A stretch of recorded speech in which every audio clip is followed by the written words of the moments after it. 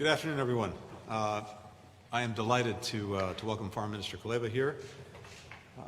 Dmytro, it's always wonderful to have you in the United States at the State Department, to you, to the entire Ukrainian delegation, including the head of the Office of the President of Ukraine, Andriy Yermak. Welcome to Washington, and welcome especially for the relaunch of the U.S.-Ukraine Strategic Partnership Commission. This is the first meeting of the Commission since 2018, and we intend to make this more regular, given how crucial this relationship is to both of our countries. The purpose of this meeting is not only to maintain our strong relationship, but to deepen it and expand to new areas of cooperation so that we advance our shared interests and meet our shared challenges. And that's very much reflected in the ambitious agenda that we've had before us for today's dialogue. It touches on everything from energy security to digitalization to making our democracies more inclusive, and it's rooted in the deep and long-standing ties between our nations and between our people. As President Biden made clear when President Zelensky visited in September, and as I underscored when standing alongside President Zelensky in Ukraine back in May, and as the President and I reaffirmed again when we saw President Zelensky at COP26, the United States' commitment to Ukraine's independence, sovereignty, territorial integrity is ironclad. And that's something that I said again to Dmytro today. It's a position that will not change. We stand with Ukraine. We're concerned by reports of unusual Russian military activity near Ukraine. We're monitoring the region very closely. As we always do, we'll continue to consult closely as well with allies and partners on this issue. And as we've made clear, any escalatory or aggressive actions would be of great concern to the United States. We continue to support de-escalation in the region and diplomatic resolution to the conflict in eastern Ukraine. The updated U.S.-Ukraine Charter on Strategic Partnership that the Foreign Minister and I signed today affirms the United States' unwavering commitment to Ukraine's sovereignty and territorial integrity. It reflects our country's continued commitment to advance the mutual priorities set forth in the September 1 joint statement signed by President Biden and President Zelensky, and outlines key areas of cooperation, including security, the rule of law, and economic transformation. Another key topic for the Strategic Partnership Commission is Ukraine's ongoing and ambitious efforts to strengthen democracy and tackle corruption. We know from our own experience how hard it is to reform institutions. We also know that there are powerful interests, both inside and outside Ukraine, that are doing everything that they can to undermine these reform efforts and put their narrow interests above the interests of the Ukrainian people. And we recognize the important steps that Ukraine has taken, like finalizing the National Anti-Corruption Bureau law just last month, even as much work remains to be done. That's why the United States will continue to support the vital efforts of reformers in Ukraine's government and vibrant civil society, as well as its broader Euro-Atlantic aspirations, a priority that I underscored on my visit to Kyiv a few months ago. The Strategic Partnership Commission includes specific concrete steps toward achieving those goals. We're also discussing ways to ensure the security of energy supply to Ukraine. That includes providing new funding to help Ukraine diversify its energy resources, working with key allies and partners to bring to bear all available leverage and pressing for an extension of Ukraine's gas transit agreement with Russia, and supporting Ukraine's efforts to connect its electrical grid to Europe's. So, in closing, the revitalized Strategic Partnership Commission is just one of many ways that we're strengthening the Ukraine-U.S. partnership and setting the course for closer collaboration in the months and years ahead.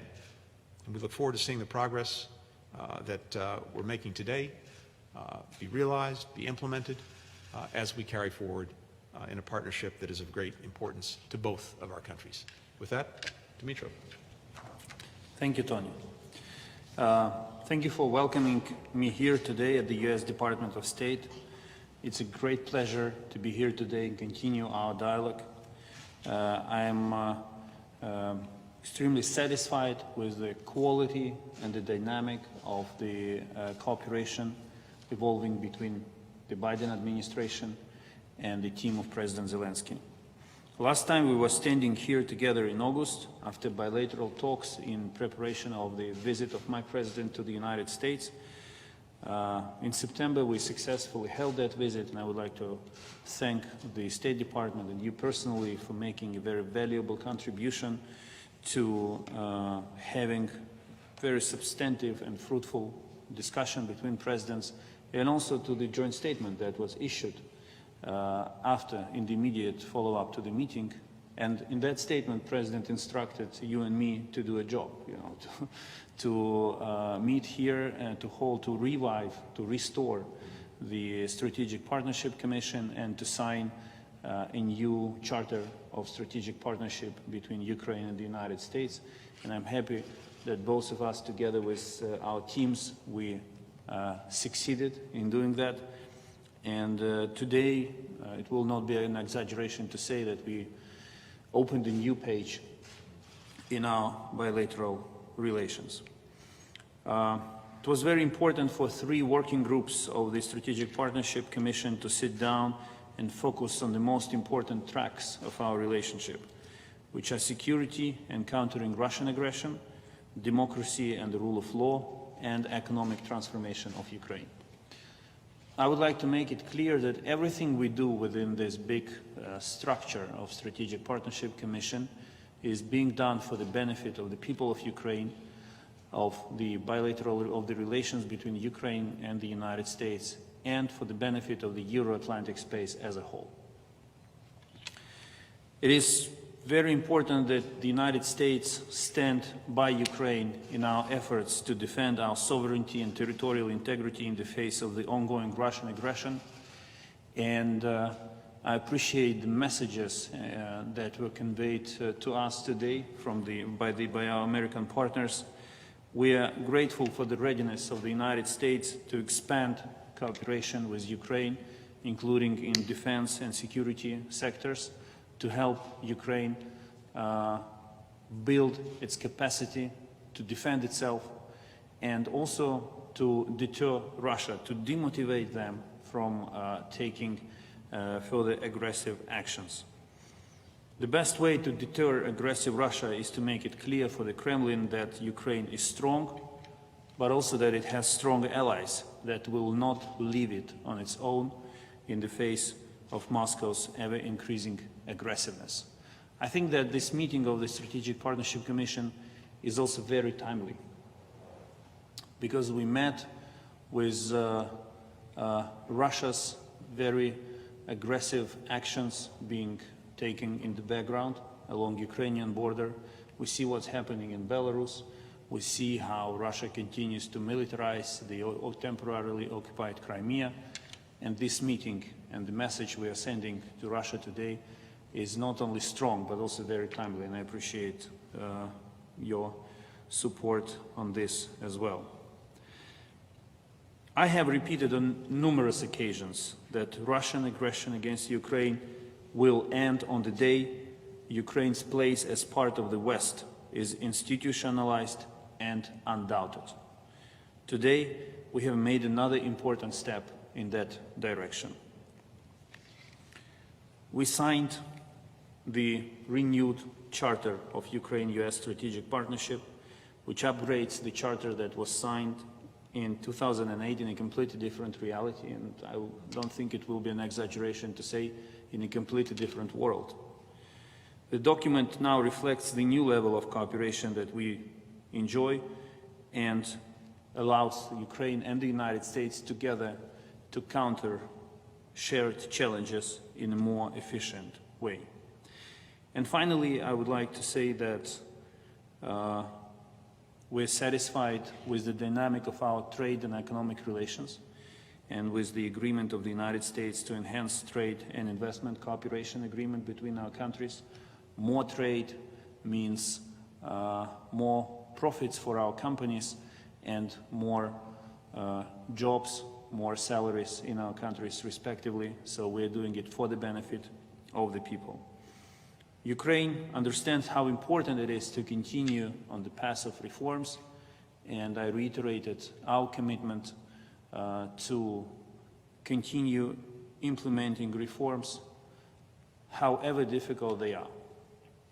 President Zelensky demonstrated with the land reform in Ukraine that there are no challenges we cannot accept and no heights we cannot conquer if we have the political will to do so. And I assure you that President and the government and the Parliament of Ukraine are committed to introducing new reforms.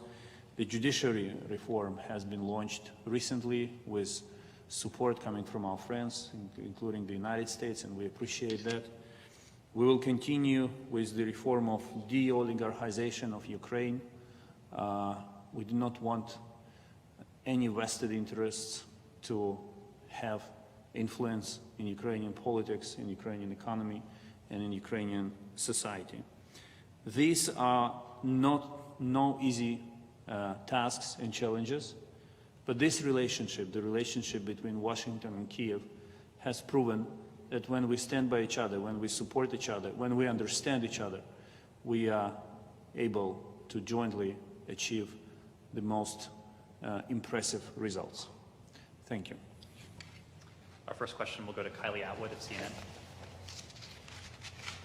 Good afternoon. Thank you. Secretary Blinken, I'd like to start with Ethiopia and then turn to Russia and Ukraine. Why does the United States believe that there is a window of opportunity right now to end the hostilities and atrocities in Ethiopia? Can you explain why there's any optimism there? And what will the United States do if the diplomatic efforts fail? And then the second question on Ukraine and Russia.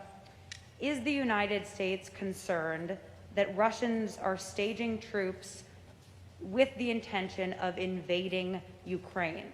And what is different about Russia's military activity in the West right now when compared to what they did earlier this year in the spring? And then, Foreign Minister, I have a question for you. Would you like it now? Sure. Okay.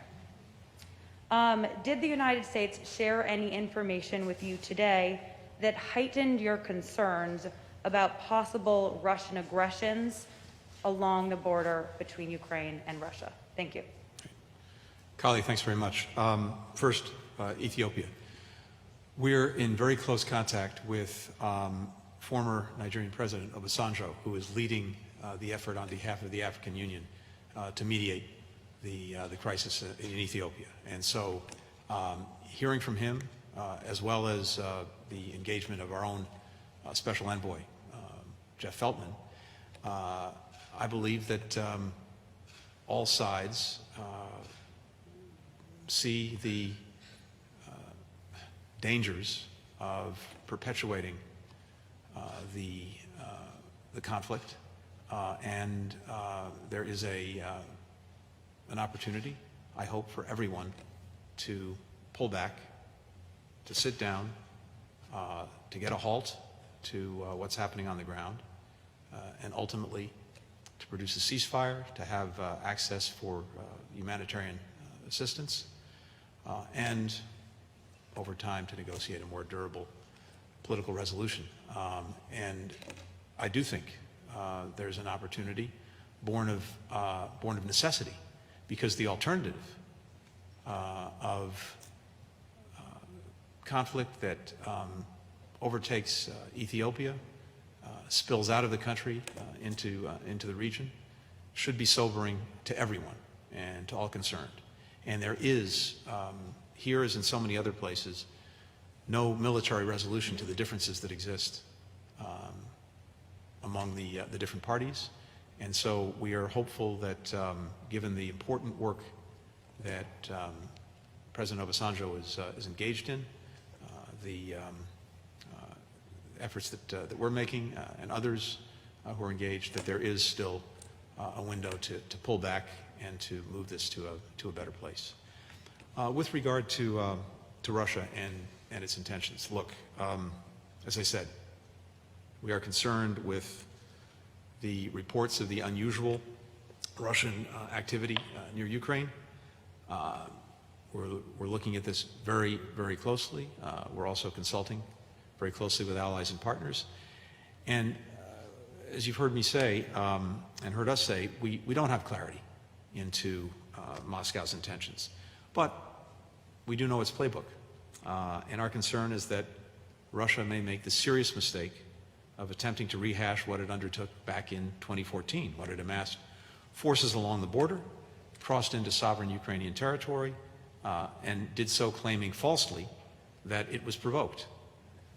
So the playbook that we've seen in the past is to claim some provocation as a rationale for doing what it's intended and planned to do all along, which is why we're looking at this very carefully. And again, I commend our Ukrainian colleagues and partners for the remarkable restraint that they continue to demonstrate, because if there are any provocations that we're seeing, they're coming from Russia with these movements of forces that we see along Ukraine's borders. The message we're sending today, that I repeated to Dmytro, is that our commitment to Ukraine's sovereignty, to its independence, to its territorial integrity, is ironclad, and the international community will see through any Russian effort to resort to its previous tactics. What we heard and saw today in Washington, D.C. corresponds to our own findings and analysis, adds some new elements which allow us to get a better and more comprehensive picture, and I think strengthens both of us, because it was not only the United States sharing their understanding of the situation and escalatory efforts made by Russia. It was also us who shared some new elements with our American partners, in particular with relation to the situation taking place in Belarus. This is the potential front line that should not be underestimated. We should all understand that what is unfolding in Europe now is a very complicated game with many elements in it. Energy crisis, propaganda efforts, disinformation, cyber attacks, military buildups, an attempt of Russia to digest Belarus, elements of migration crisis. Again, we see the same painful pictures as we used to see coming from Europe in 2016 and 17. And in this complicated game, we have to remain vigilant, we have to be resilient, but we also need to fill all gaps in our resilience as soon as possible. And this is why we raised a number of issues with our American partners today on the most pressing needs of our security sector that we hope to receive. And we have to do the right messaging, but we also have to take the right actions. And this is what we discussed with Secretary Blinken today. Not only the messages and the narratives that Russia should hear, but also the actions that it will see coming. And all of this is done not to provoke Russia, not to give it an excuse, but to deter Russia and to demotivate it from taking further, from resorting to further escalation. Next question will come from Olga Koshelenko, TV channel 1+1. Good afternoon. My question is for both of you. Nowadays, Russia tries to force for speedy certification on Nord Stream 2 pipeline by delivering less gas to Europe. From your perspective, is it a blackmail and attempt to use the gas as a political weapon yet? And could one expect that sanctions will be reimposed as it was agreed with Germany this summer? Thank you. I'm happy to start, Dmytro, if you like. Sure. Would you like to start? No, you Please go on. I'm curious myself. So, first, let me say this. As Dmytro said, we see Europe facing a challenging energy picture, and in the first instance, Russia could and should take steps to alleviate the energy crunch by increasing gas supplies, something that it could do. In the past, we have seen Russia use energy as a weapon, as a political tool, and we're watching very carefully for any signs of a repeat of those kinds of efforts that it's made in the past. On Nord Stream 2,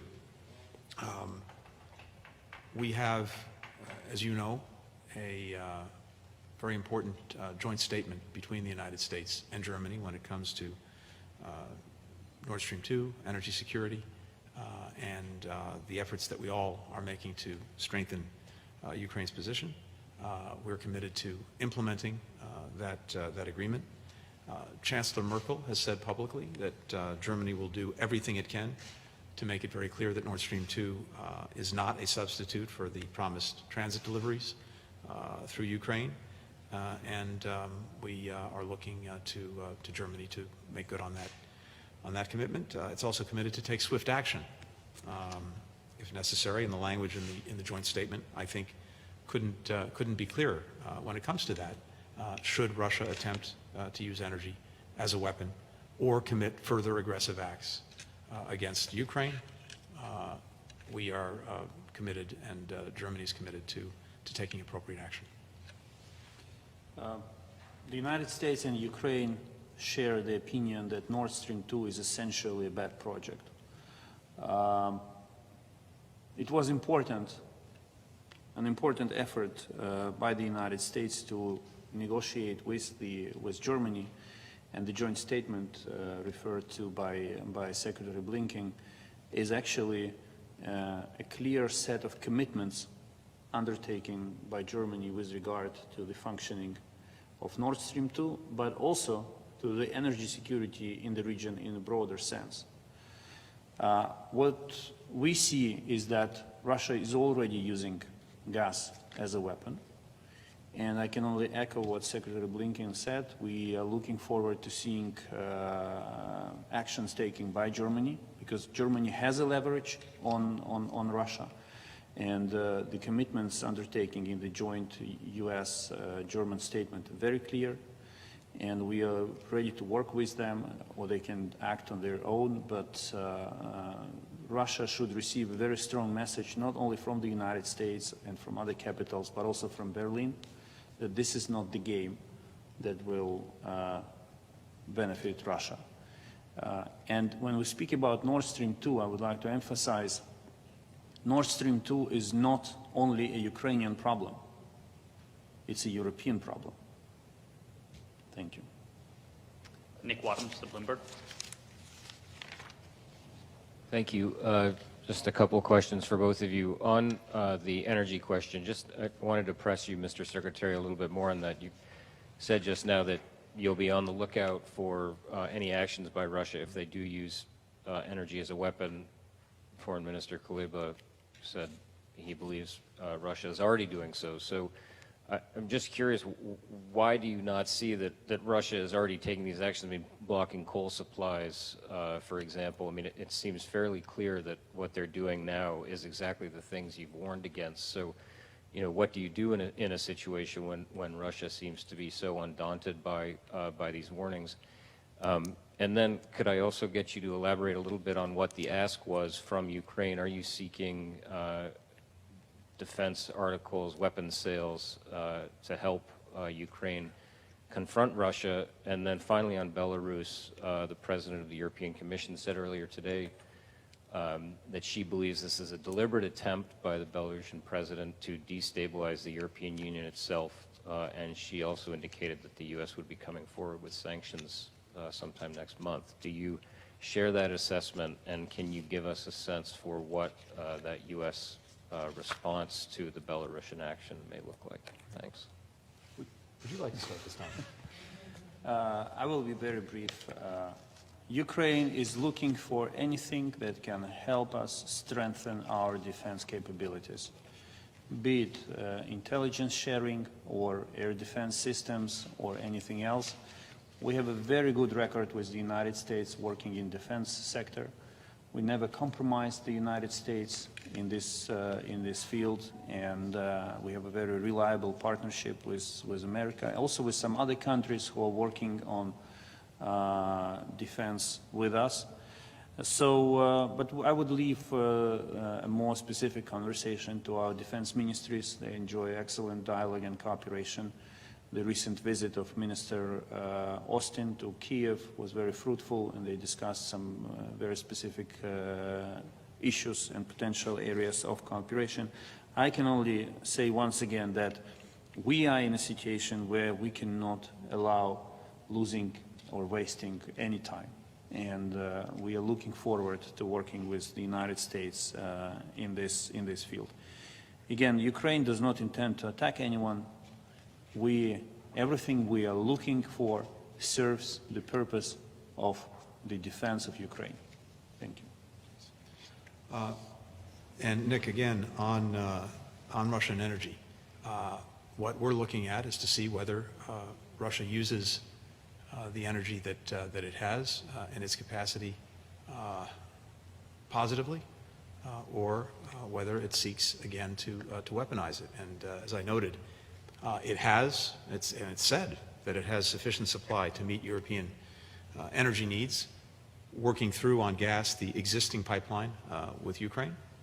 So if it actually does what it says, that can make a real difference in alleviating concerns. If it doesn't, that would certainly be evidence of the concern we have of weaponizing energy, which we've seen it do in the past. And as I said, we're looking at that very, very carefully.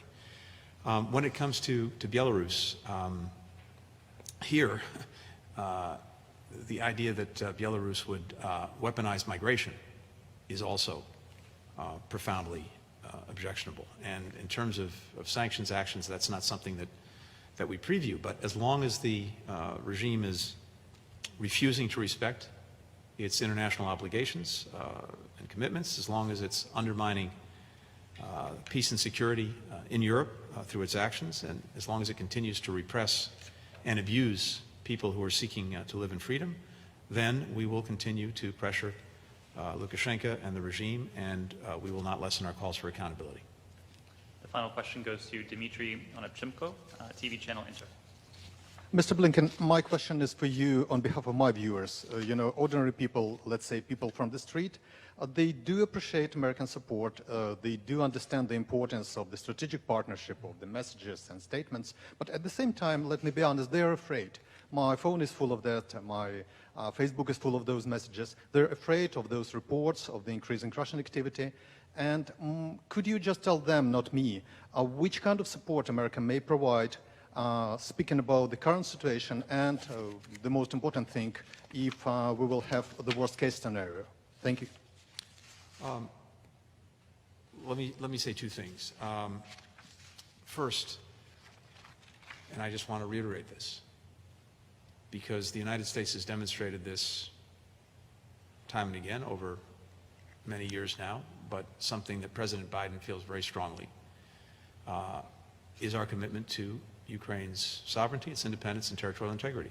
And as I said a moment ago, as I've repeated on behalf of President Biden to the foreign minister, that commitment is ironclad. And it manifests itself in a variety of different ways.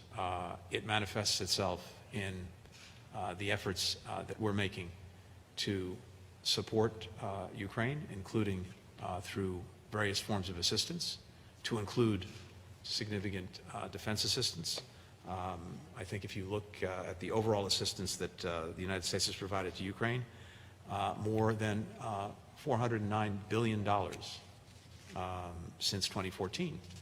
And looking just at this current fiscal year, Congress has allocated, the request of the administration, more than almost $400 million just this fiscal year alone in security assistance. We'll work with Congress for making sure that we continue to provide security assistance that Ukraine needs, including lethal defensive weapons to defend against any Russian aggression. But that is a vital aspect of our support and assistance to make sure that Ukraine has the means to defend itself against any aggression. But also, we are working very closely with European partners and allies to make sure that everyone is focused on the concerns that we have about the possibility of renewed Russian aggression based on the reports we're seeing of these irregular movements of Russian forces near Ukraine's border, and to make sure that we are coordinated and acting in unison. When we were in Rome recently for the G20 meeting, President Biden brought together Chancellor Merkel, incoming German Chancellor Scholz, President Macron of France, as well as Boris Johnson, the Prime Minister of the United Kingdom, to focus everyone on the concerns that we have together. So we are working closely with allies and partners. We're working very closely with our Ukrainian partners as well. Thank you very much, everyone. Thank you.